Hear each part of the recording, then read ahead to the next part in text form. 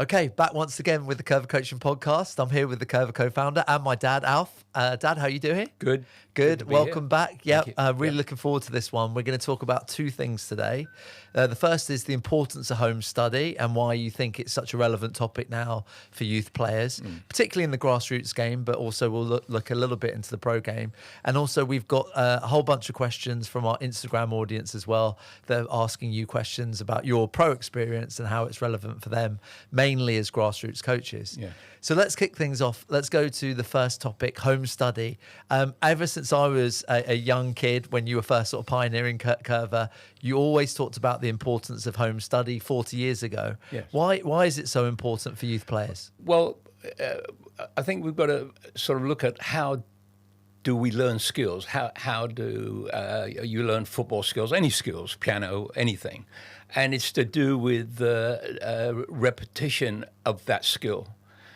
And therefore, it requires time. And so football's a competitive team game, not an individual thing. But to play the team game well, you have to have good individual skills. That means time has to be spent on it. Now, in the pro game, remember we're talking about kids between 6 and 14 years old. At the pro clubs, the kids there 4 times, 3 times a week. The number of touches they're getting in those compared to what grassroots are getting. And remember, the grassroots season kind of finishes in May and starts in September.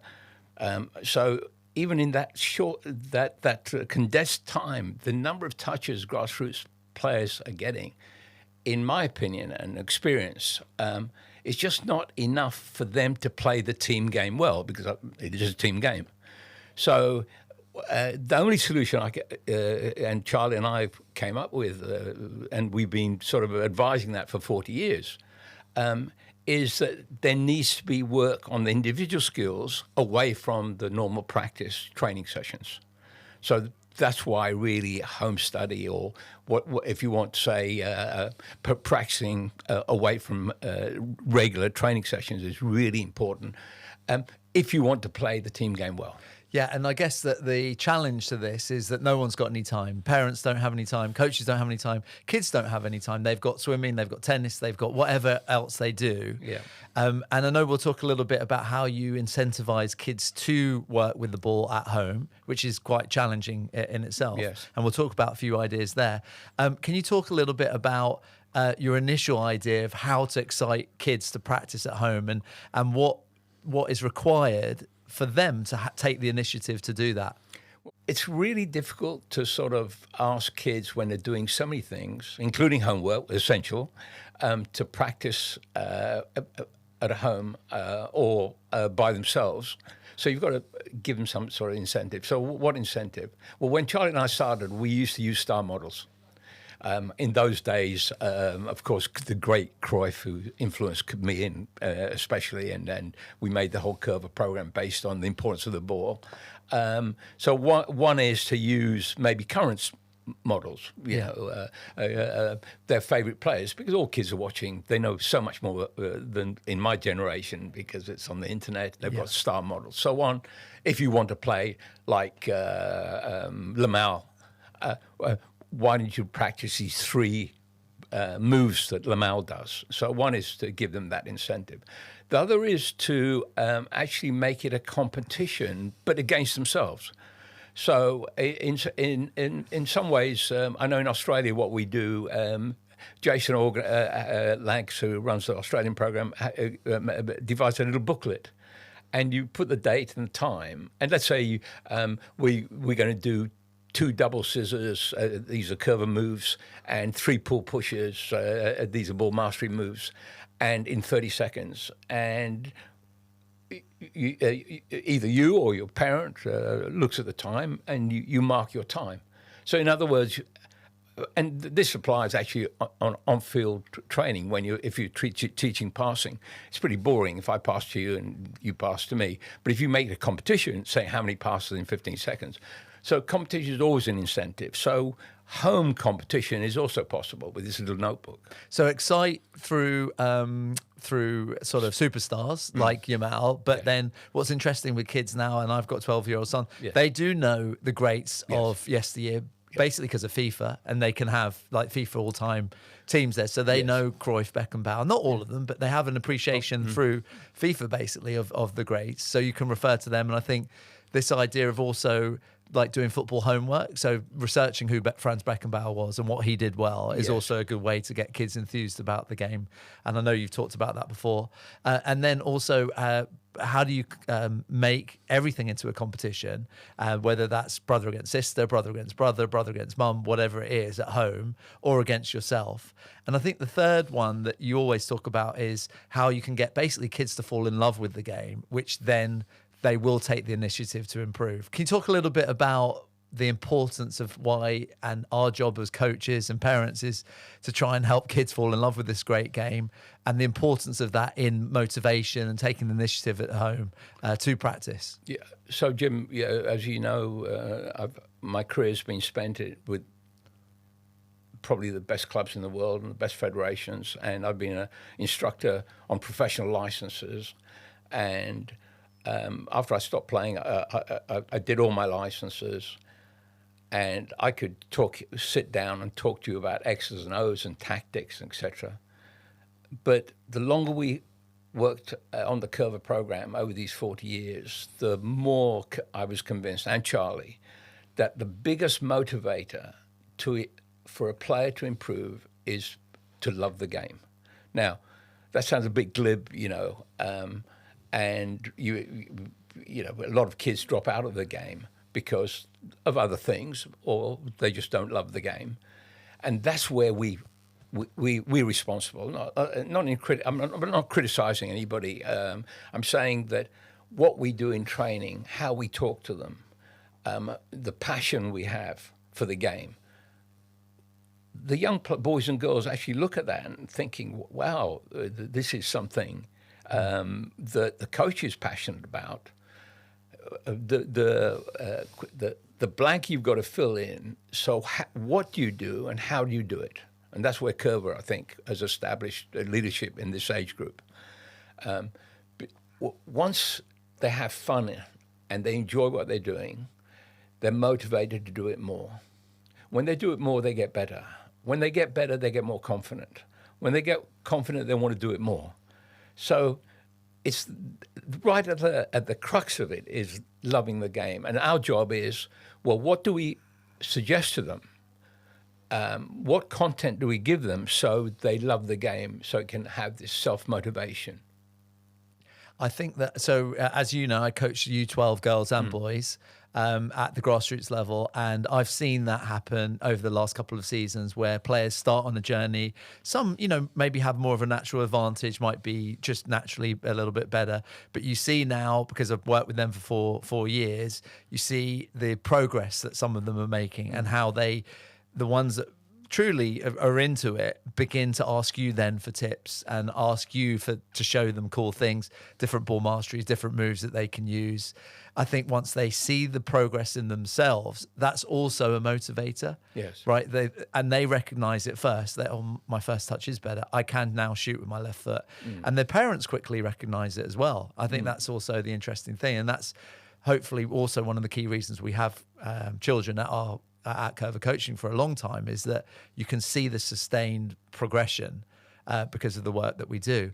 So now let's talk about what to do, because this is fundamental. So our podcast is aimed at grassroots coaches, mostly volunteers that don't have a lot of time to work with their kids every week. Maybe one training session a week, maybe 1 hour a week plus game day. So the whole subject of this is, that's the context. Now we're trying to layer on this home assignment. What's your advice for a grassroots coach? How should they be thinking about the home assignment that they would give to their kids in that context? Well, Jimmy, if I can break that down, because I think there's what you do at the session, it's got to link, I think, with what you're saying. Please do this practice or do this. So you link them together. That's the first thing, right? So with this age group, especially 6 to 16 years old, the foundation, and the foundation of Coerver, as you know, is to be able to perform the game core skills, which are receiving the ball, passing the ball, protecting the ball, 1v1, shooting, running with the ball. So there's only 5 of them, First right? touch. First touch, receiving the ball, Yeah. yes. So that's part of the receiving the ball, first touch, same thing. Yeah. So those are the things that are improved by repetition. But if you're a grassroots coach and you're working 60 minutes or once or twice a week, even 3 times a week, the players don't get enough touches to improve those skills good enough to then say, when they play their match, to be able to keep, you see often in grassroots games, 3 passes and the ball goes to the other team. Very frustrating. But absolutely nobody's fault, because there's not enough touches of the ball to be able to have a good first touch, which gives you the time and space for your second touch, whatever that be, right? So with grassroots coaches, it's so different from the pro game, and I love the series you're doing, because you're using people who've been in the pro game, long careers in the pro game, and trying to give tips to grassroots coaches, and I think it's a fantastic concept. So if I can give you a tip from the pro game, is that, and especially my experience at the Premier League, where I was involved in the changing the academy program content. It was a program called EPPP, especially between the ages of 8 and 13 years old. And the content that we implemented was, how do we get more hours for more minutes for the boys, and I say boys at that time, the academy was mainly boys, and we came up with, well, they need extra sessions. I mean, it wasn't rocket science. So the boys were training in the morning at the club, let's say at Newcastle United, where I was 7 years there. So the boys were training in the morning, and we, for 60 minutes 3 times a week in the afternoons, do extra sessions just on the game core skills. Now, it's impossible for grassroots coaches to do that. So that's why I'm so excited about the new app. I mean, I'm happy to mention it because we work really hard on it, is to actually get closer to the pro academies by giving our boys and girls the touches they need to improve their game core skills, so they can play, not only play, but enjoy the team game better. Yes. And that's why I think this app is really essential. Why? So explain why it's important, the core skills, if you've mastered them or you're improving them all the time. Just break down why that's important on match day. What does that allow you to do if you master or you have players, most of your players, capable in those core skills? Yes. So if I can simply say to you one word, space. Stroke time. So obviously you're 5v5, 7v7, 9v9, 11v11, you play in a certain space. As the boys and girls get older, that space and time is reduced because there's more physicality, the quicker plays, etc.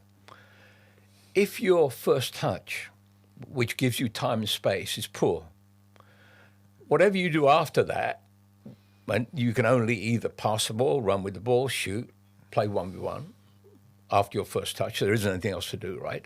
But let's discount heading, right? So that connection between first touch and creating time and space, which then gives you, if you've got more time and space, you've got then more decision-making options, more decision-making time.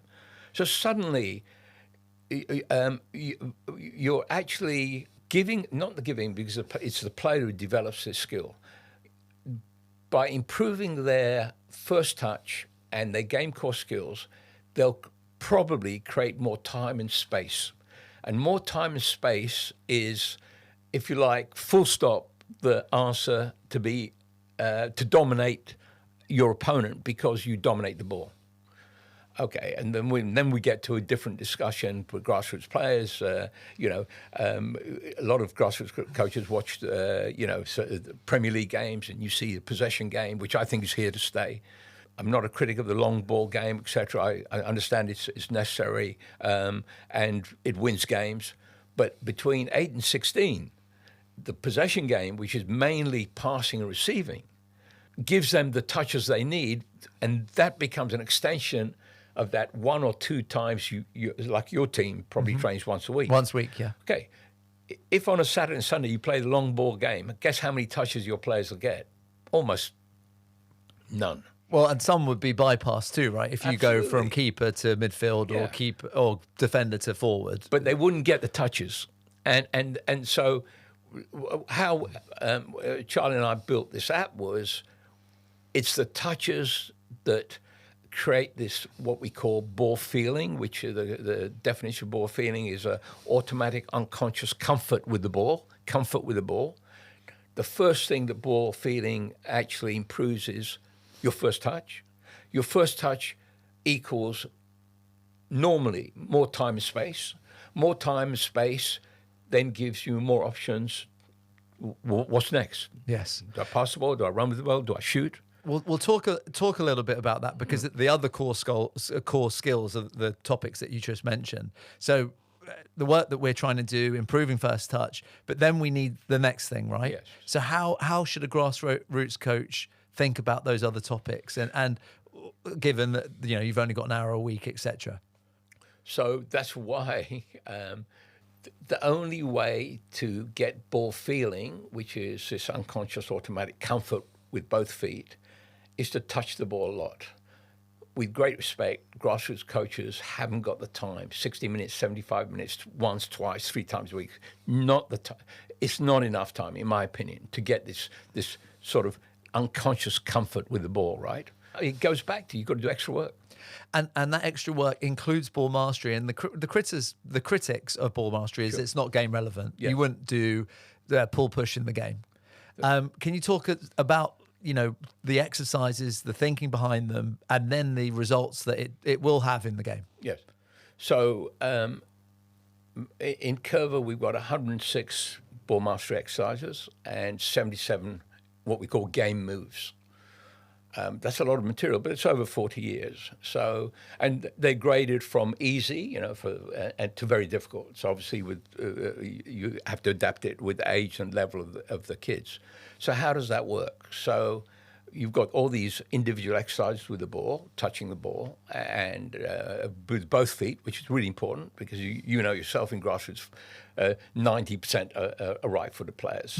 So one of the ambitions that Charlie and I had when we started was to try to develop 2-footed players, which I think Coerver does that. So what happens with the Coerver ball mastery? Ball mastery moves are probably never used in a game. They're just repetition with the ball. The 77 Coerver game moves are used in the game. You don't need 77, and that's another topic we can talk about, or people who are interested in Coerver we can talk about. But what happens with constant repetition is that it develops what we describe as ball feeling.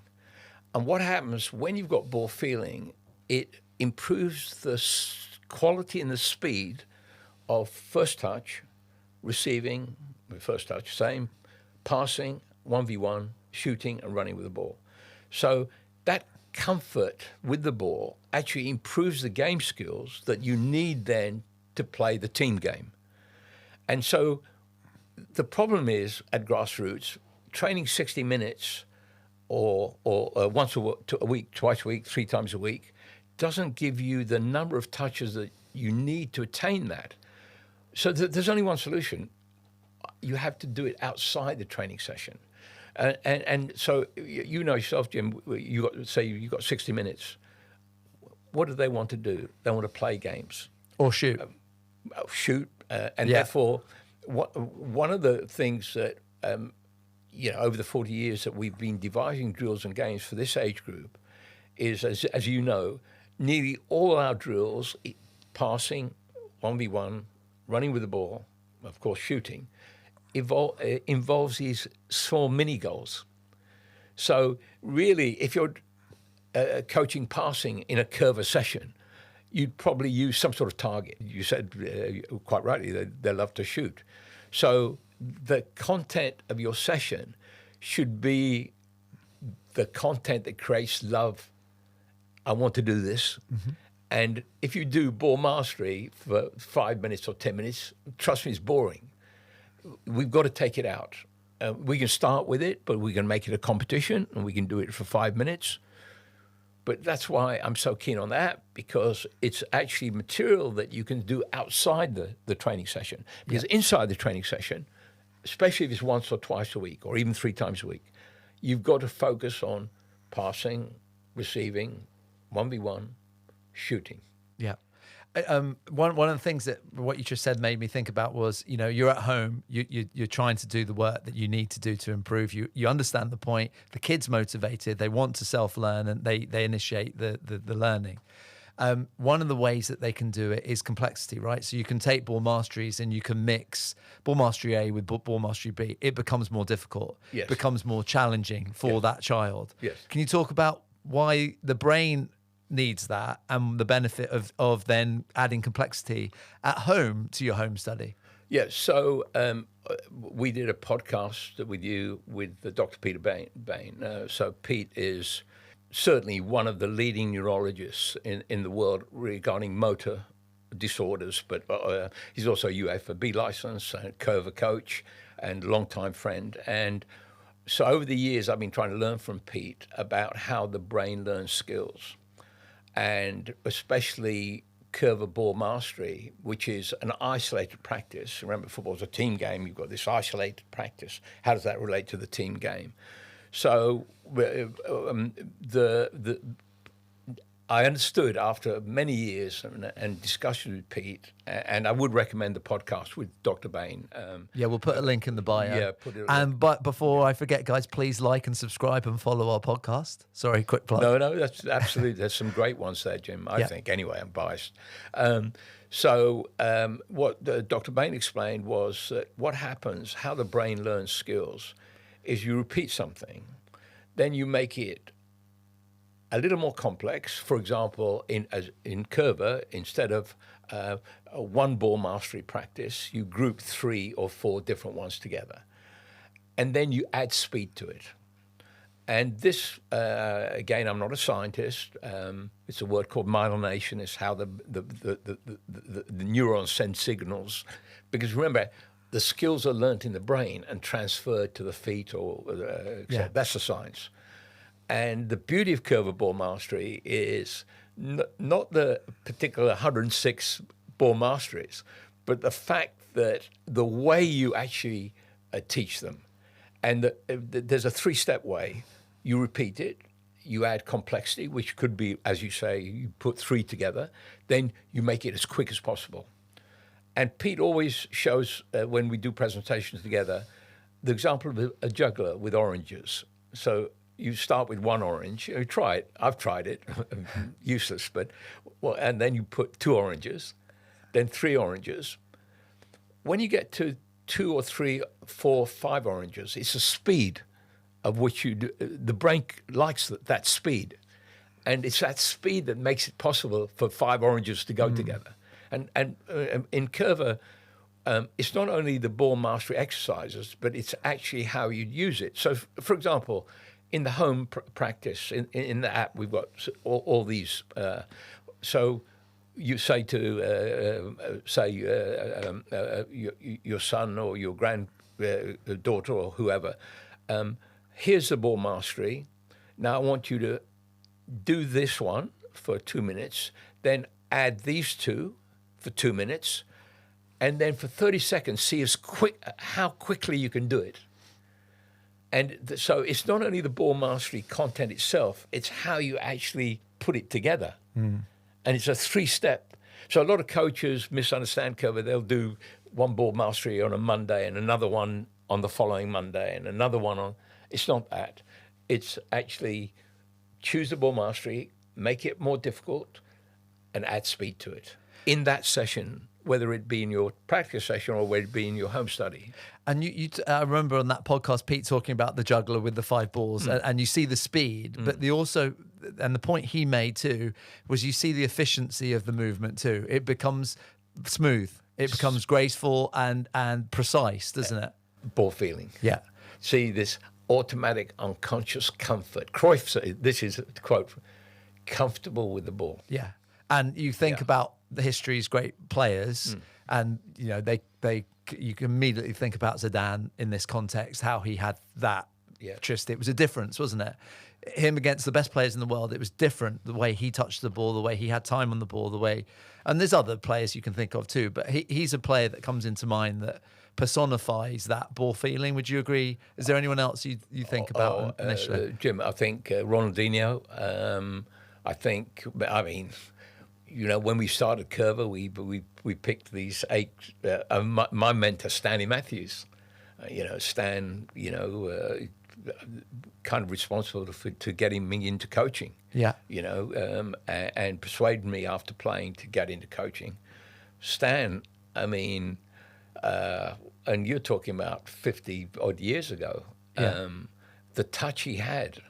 Yeah.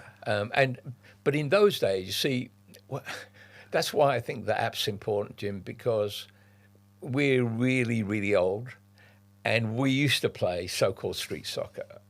We used to play because there wasn't anything else to do. Like your son and my grandkids, they've got 50 things to do. But in Stan's day, my day, Cruyff's day, there was only football. So that you got those hours, you got that time. The problem with Grassroots is they want to, you go and play your match and you want to do well, but you haven't got the skills because you haven't got the time to practice those skills. And it's nobody's fault. It's just the way it is, right? That's why the Grassroots game and the pro game, and I've seen it in the pro game, how from 3 times a week, it goes to 4 times a week, it goes to extra sessions. Yeah. And it goes for 7, 8 years. Imagine, practicing the piano once a week to somebody who practices it 7 times a week. Who's going to be the better player? Yeah. Well, so that's interesting. So we talked about ball mastery. The other thing that obviously Coerver's known for, I guess, is 1v1. Yeah. And then we talked about special players like Stanley Matthews, Zidane, and Ronaldinho, etc. A hallmark of special players is 1v1, and this is a way you can excite players to practice at home. Can you talk about a little bit about the Coerver history, why 1v1 is important in the game itself, why it can be the difference maker, and what you think about the topic?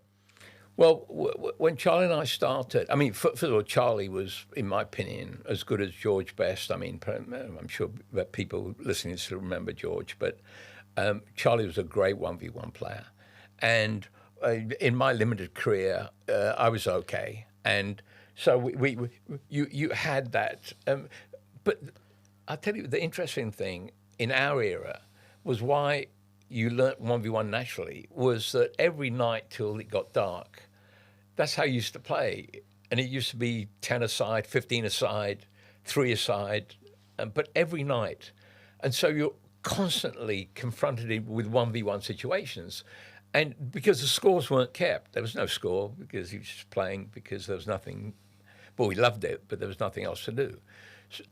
When we started Coerver, and Will, that's why I think Will was a genius, Will Coerver, Will identified, he was saying people are not only coming to support the team, but they're coming to watch exceptional players.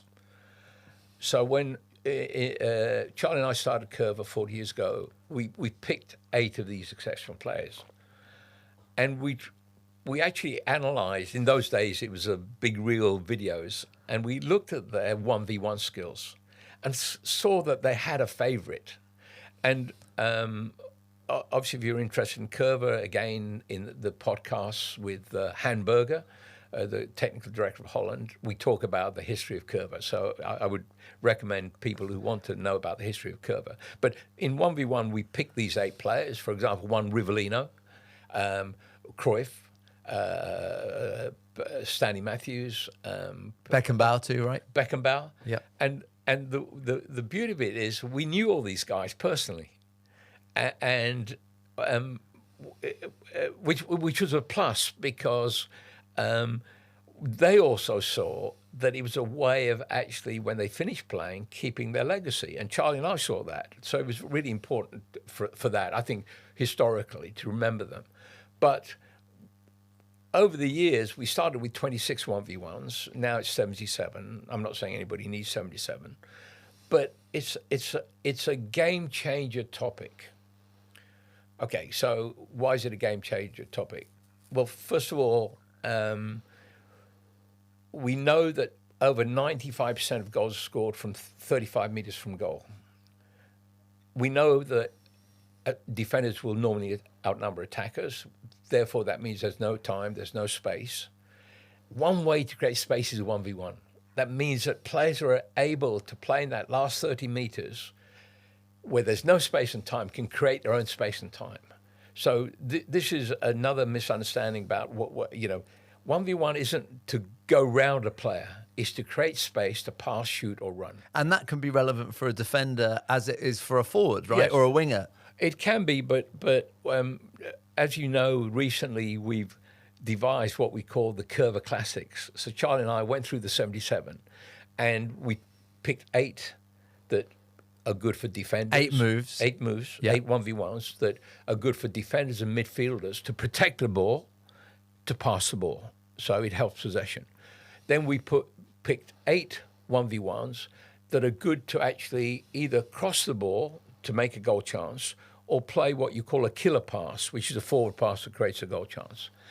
And we took 8 feints, and a feint is when an opponent's in front of you and it's used to create a goal chance, either a right foot shot or a left foot shot. And would that be just because I remember we talked on the last podcast looking at PSG final performance? That's what Dembele and the number 7 do well, right? How they cut in on the left or right to get the shot off. And Jim, as you know, we may do a clinic at PSG in September. And how I've devised that clinic is the last 30, what we call in Coerver, we call it the winning zone, and modelling it on the Georgian winger. I do apologise because I always get his name wrong. Yes. So he's a right-footed player that plays on the left, and Dembele, a left-footed player that plays on the right. Now, we've given each of them, as a teaching tool, 4 1v1s. The object is to cut inside, so Dembele using one of the Coerver moves to cut inside to shoot with their left foot, and the left-footed player, the right-footed player who's playing on the left, 4 1v1s to come inside to shoot with their right foot. Mm-hmm. And so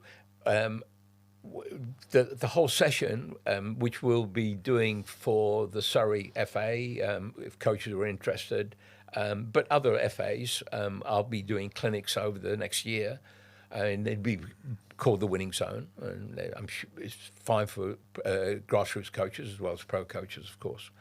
But once I saw how Enrique plays those two so wide, and how they are very direct in that as soon as they make the move, it's not to get past the player, it's to hit the ball. To shoot. That's the ball striking bit of the core skills, right? And so that's the what's next part. The A and B part of that formula exactly. is A, 1v1, B, shoot, basically. It's always first touch, second touch. What you do the first time is connected to it, or you lose the ball. That's the only option, yes, right? Yeah. Okay. So I just love this topic. Yeah. And Charlie and I have been working really hard in the last sort of 6 months on this topic. And also, too, when I'm talking, I'm not only talking about boys, I'm talking about girls, too. Yes. It's absolutely perfect for both, right? Yeah. For example, in the new app we've got, we filmed all these, all the essential 1v1s. And these are good for the coaches because they'll then, want to practice themselves to show the kids. And a guy like you is so fit and young, great. You can look at that, practice it, because kids respond to seeing, not the demo. hearing. Yeah, sure. And this is again, no, I'm not criticizing here. I'm just saying, I know myself that you can see it in that even pro kids at pro academies. If you're able to show them something, honestly, it's much more effective than actually explaining and telling them about something. In other words, showing them what first touch is rather than explaining what first touch is much more effective. And if you can't demonstrate because of injury, you can get one of your better players to help you demonstrate. Absolutely, Jim. And, Yeah. and also, too, the beauty of Coerver 1v1s or something like the first touch is that, or passing, or shooting, or running the ball, is skills in Coerver. What we've done is analyze the sequence of the skill. Now, this is really important for coaches, especially grassroots coaches, because some kids make mistakes, right? So you've got to understand. So your job is to try to help them. So how we train our coaches is look at the sequence of skill. For example, first touch. It always happens in the same sequence. Okay, so what happens? My team's got the ball in possession. So what do? What is the sequence? I'm a coach. I'm watching this sequence, right, to see if there's a problem and which part of the sequence is the problem. So my team's got the ball. The first thing I do is I look where my teammate is, I look where the opponent is, and then I look where the space, in that order, where the space is. The second thing is I move into that space. The third thing is when I move into space, I ask for the ball. The fourth thing I do is, as the ball's coming, I put my body shape to where I want to go next. That's all I'm looking for. Whether they mess up or what, if they do that, I'll know where they have that problem. Yeah. Right? Yeah. So, for example, if let's say it's 1v1, the drag push. So what do you look for? So the first thing is that you have to slow down. You cannot do this 1v1 at speed. So this is a stop-start that you're talking about. So the drag push is one of the Coerver classic feints. Okay. Okay. But I'm describing the problem solution and how coaches can help their kids do this properly. So and usually you've got to stand behind them. I'm talking about in training to see if this works, right? So what do you look for? So you've got the move is the drag push. The purpose is to create space to pass, shoot, or run. So I know that what the purpose. This is what this kid needs to do. Now, then I have to technically break it down to see which part I can help them with, or the coach can help them with. So the first thing about the drag push is that you've got to slow down. You cannot go at speed. Okay, you slow down. Second thing is, as you touch the ball with the side of your foot, you've got to lean to one side. If you're left-footed, to the right. If you're right-footed, to the left. So you see that body position. And the third thing is that as soon as you lean over, you have to immediately go to the opposite side. It's like a spring, isn't it? And the way to do that is at home to practice is that when you practice drag push, the ball doesn't leave your foot. When the ball leaves the foot, you know that the kid doesn't understand, can't do it. So when you make the third step, which is nearly all, usually the problem, and when you do this a long time, and that's why I love the app so much, because the coaches can actually see the video, because we filmed exactly the right way to do it. So with the drag push, your foot stays on the ball. Say you're right-footed. You move, so you lean to the left, and as you go to the right, the ball doesn't leave your foot.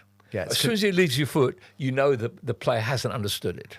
Yeah. And that sort of attention to detail is important, right, in teaching and demonstration. But also that's why the app's such a great resource, because you can see how it's supposed to be done. Well, you can replay it, Jim. Yeah. I mean, I wish I remember when, I did 12 years with the French Federation with Gerald Houllier, and Gerald loved Coerver because of the detail. But we didn't have a video. I'd had to work with the coaches, and we do it again, we do it again, we do it again. Imagine if I had this in my pocket, and the coaches had it in a pocket, and say, "Oh, look, this is exactly how the drag push works." Yeah. So we talked about ball mastery, talked about 1v1. I mean, there is this, particularly in the Premier League, you kind of get this criticism maybe now that we've lost the true inventive players like your Ronaldinhos or players of that ilk. I don't really see that at the grassroots level. My view is that there's more experimentation, there's more 1v1 duels. Kids are generally, that I see, trying 1v1s more in matches. But I guess at the highest part of the game, obviously, there's a lot more to lose. So probably they're maybe under more of a direction not to do 1v1 now, or to use it in isolated ways. Okay. Or what's your view on what's happening at the top part of the game with 1v1? Well, certainly, just look at the price of players. So the player in the last 30 meters commands like 4 or 5 times the money than the rest of the players. So it's, goals win games. You've got to have players, in those last 30 meters. Just look at PSG. I mean, this idea that these sort of players, Manchester City, Barca, top by, they're being produced. But let's talk about the grassroots game, right? Where, this comes to a topic that I'm going to give a presentation in Italy on at the Roma Totti's Academy. And it's basically aimed at parents and coaches, and it's it's to do with players 8 to 16 years old, so that age group, and it's trying to explain that there's a difference between coaching winning and coaching development improvement. Okay, now. We won't go into today. Maybe we can do a podcast. Yeah, on we've discussed this. We have. I think we did. We did. Okay, but here on this one is that when you and of course winning is objective. Football's a competitive team game, so of course when people say winning's important, of course it's important, and it's measured by the score. But you could measure it in grassroots football by the improvement of my son, my grandson or granddaughter, right? And so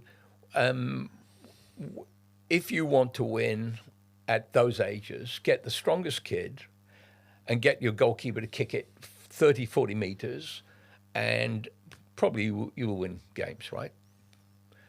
But you won't improve the players. So where you will improve players is by playing a system where they get more touches, which would be a possession game dominated by passes under 12 yards. Okay. Now, you probably lose a lot of games. Oh, it's certainly concede goals because you're asking your defenders, your goalkeeper to take maybe more risks than the other approach. So in other words, it's risky, right? Yeah, it's more risky, yeah. And especially in the last third when you're playing with the goalkeeper, as you rightly say. So, and that makes everybody not happy, right? I think it makes the players less happy. I think it's the people that are most happy at those age groups are the parents or grandparents like me and the coaches. The players often kind of say, well, when's the next game, right? So the idea that mistakes are okay and risk and mistakes are part of learning is something that I think the parents and the coach should support, in my opinion, right? And because it allows the players to try things that they wouldn't try. And it goes back to why we actually made the app in the first place, is that they might train once or twice a week and then they have match day. In match day, if they try to win the game, the best probably way is to get bigger kids and play direct football. But you don't make match day an extension of learning day, practice day. And therefore, you practice, certainly once a week. You're not going to get a lot of touches, whatever you do, right? That's why the app's important, right?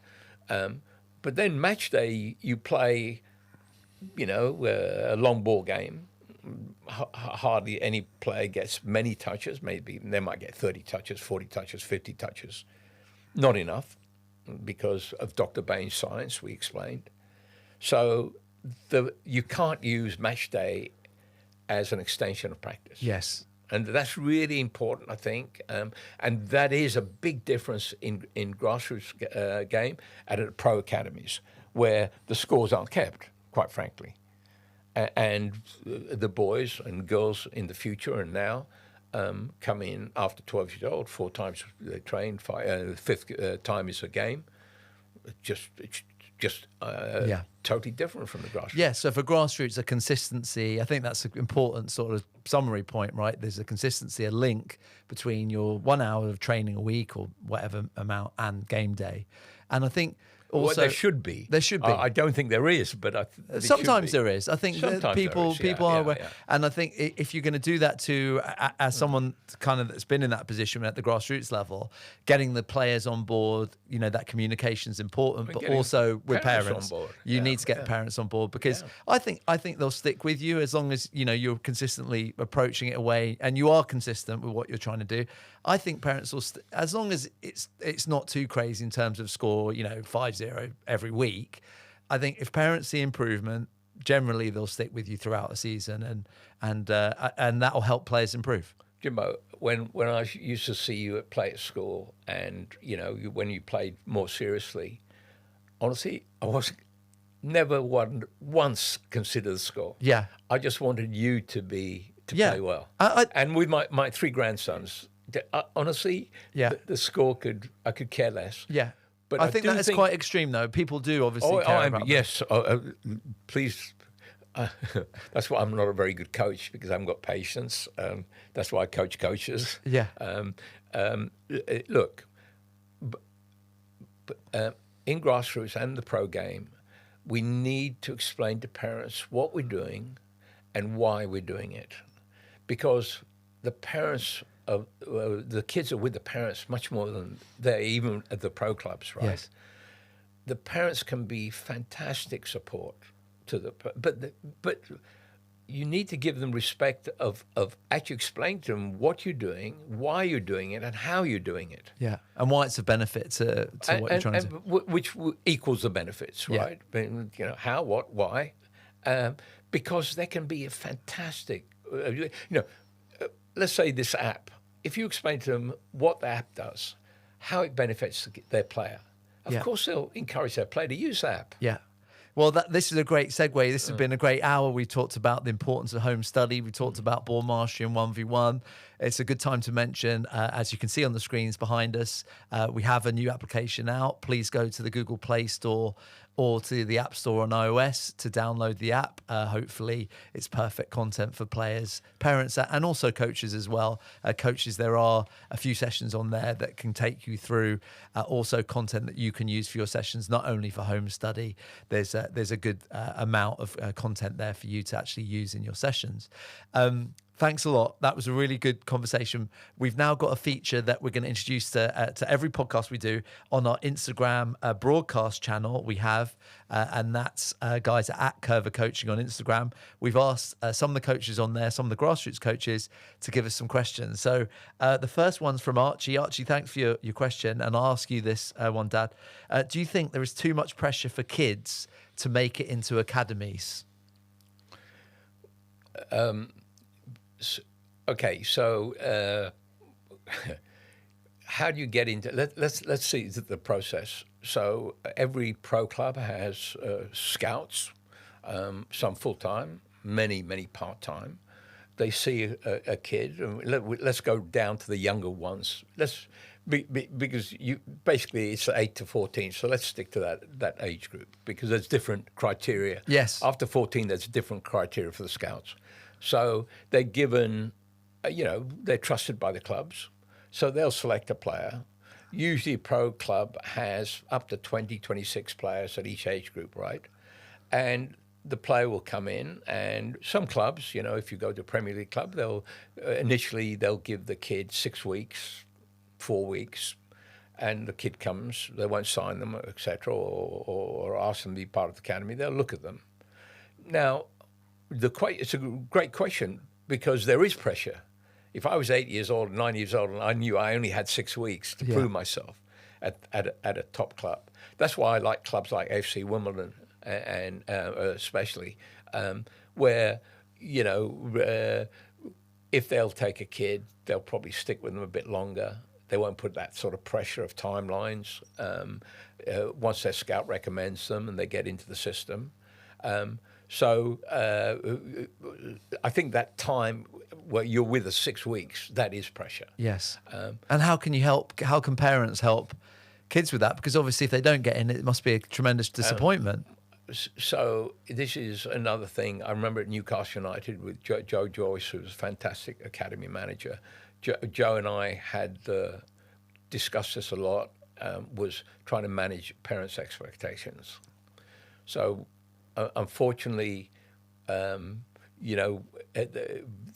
parents, grandparents, friends, as soon as a player is even mentioned being associated with a professional club, their expectations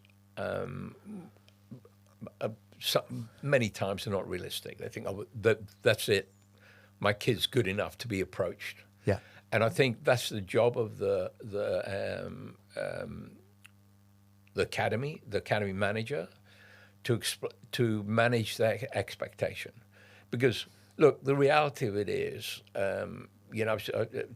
for example, in Italy, at say a club like Juventus, probably 1.5% of the players that joined Juventus at 12 years old will ever play in the first team.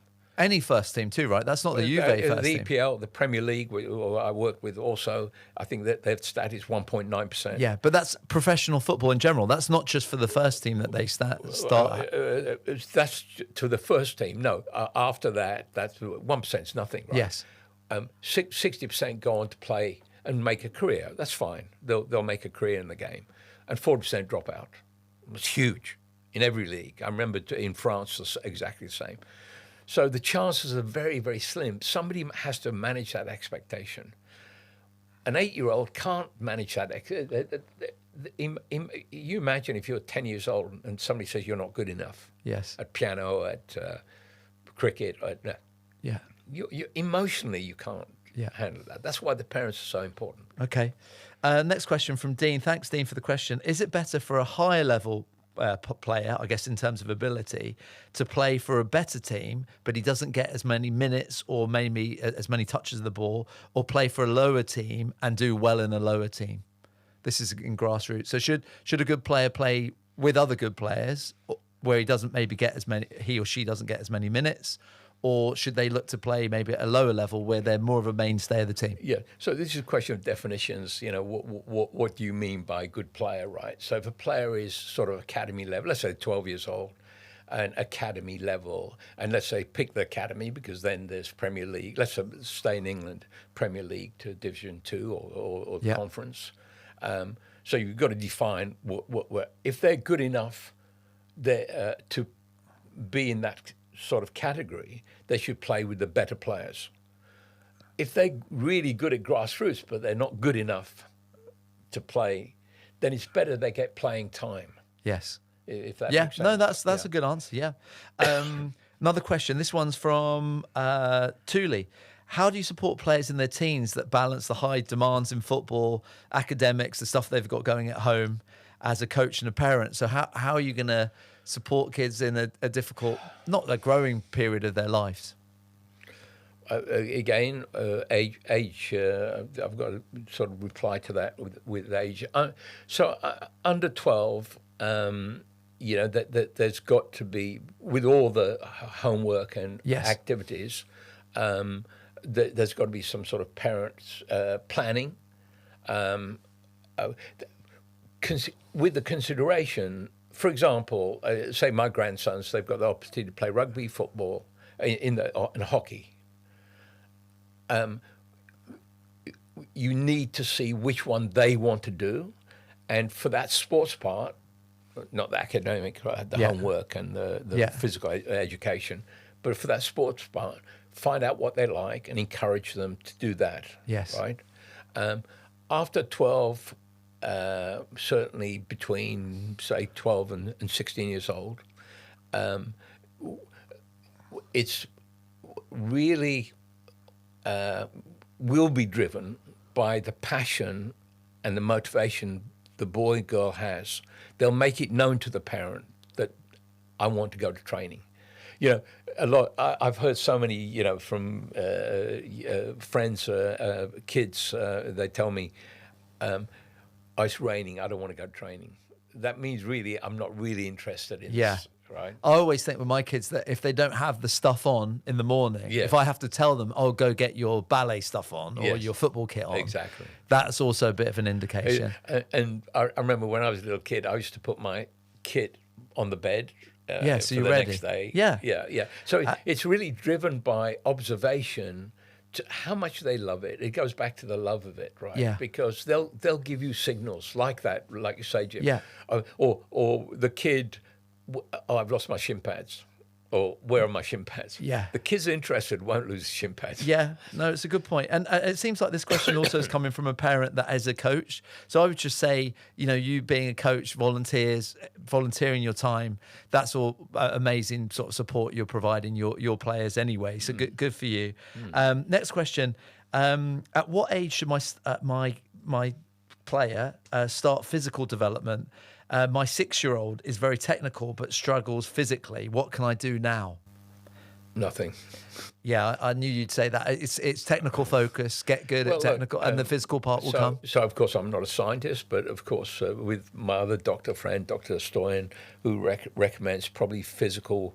So it depends. So in physical, you got strength, and you got stamina, you got flexibility, and you got balance.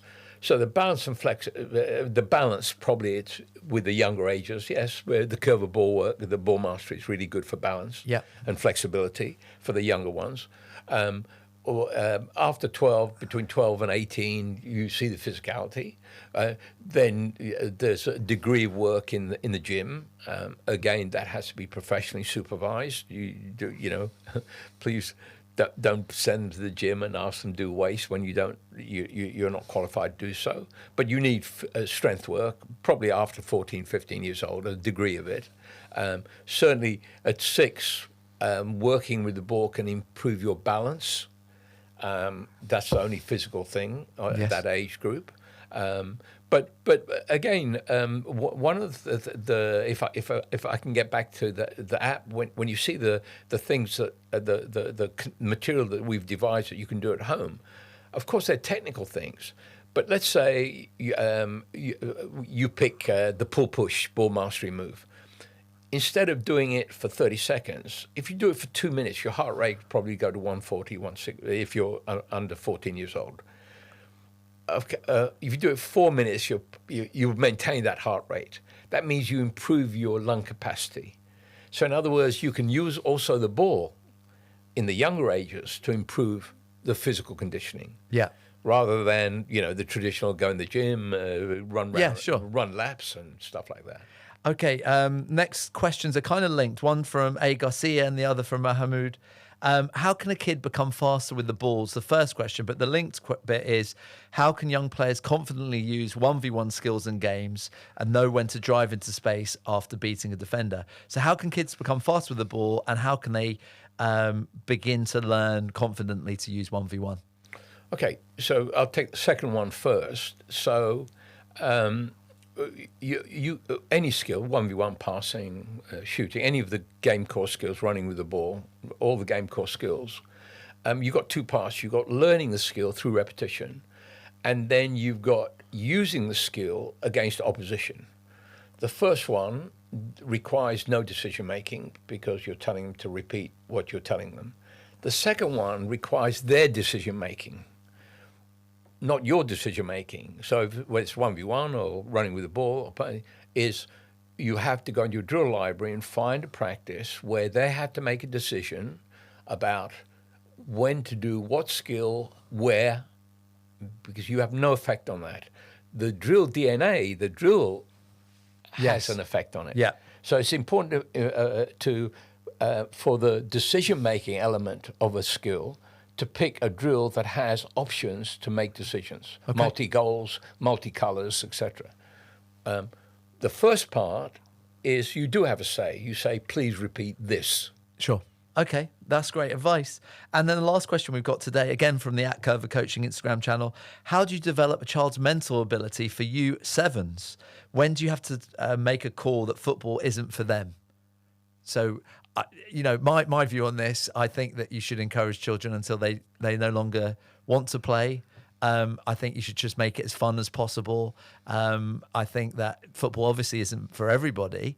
And I think that will become apparent. They'll tell you, basically. I don't know if you've got anything to add to that. Well, I mean, if you don't mind me mentioning, I mean, my granddaughter, a good little footballer, 6, 7 years old, decided she liked dance better. And so I don't think it's your decision. They'll just say, I want to do cricket. Whatever it is. I don't think it's a decision by you.